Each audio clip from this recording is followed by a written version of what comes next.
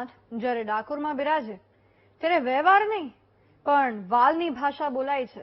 Temple કમિટીનો ભાવ વધારો મોકૂફ રાખવાનો નિર્ણય એ સાબિત કરે છે કે કાળિયા ઠાકરના દરબારમાં આંકડાના ગણિત કરતા ભક્તોની શ્રદ્ધાનું પલ્લું હંમેશા ભારે રહે છે.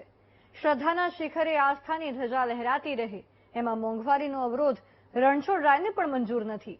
ભક્તોના હૈયાના આક્રોશ સામે આખરે તંત્રએ નમવું પડ્યું અને ડાકોરના દરબારમાં ફરી એકવાર સાબિત થયું કે ભક્તિ ક્યારે મોંઘી હોતી નથી, તે તો અમૂલ્ય હોય છે.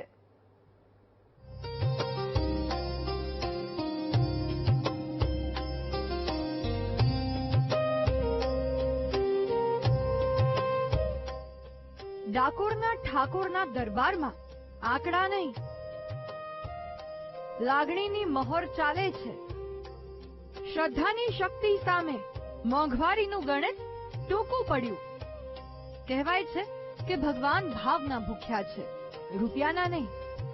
જગતના તાત અને દ્વારકાના નાથ જ્યારે ડાકોરમાં બિરાજે ત્યારે ભક્ત અને ભગવાન વચ્ચે માત્ર અતૂટ શ્રદ્ધાનો જ સેતુ હોય છે. હાલમાં જ ડાકોર મંદિરના મનોરથમાં થયેલા ભાવ વધારાને ટેમ્પલ કમિટી દ્વારા મોકૂફ રાખવાનો નિર્ણય એ માત્ર વહીવટી નિર્ણય નથી પણ ભક્તોની અતૂટ આસ્થાનો વિજય છે. સોનાના શિખર પર લહેરાતી જે ધજા ભક્તના હૈયામાં આશાનો સંચાર કરે છે તેની કિંમતમાં થયેલો તોતિંગ વધારો શ્રદ્ધાળુઓ માટે આઘાતજનક હતો.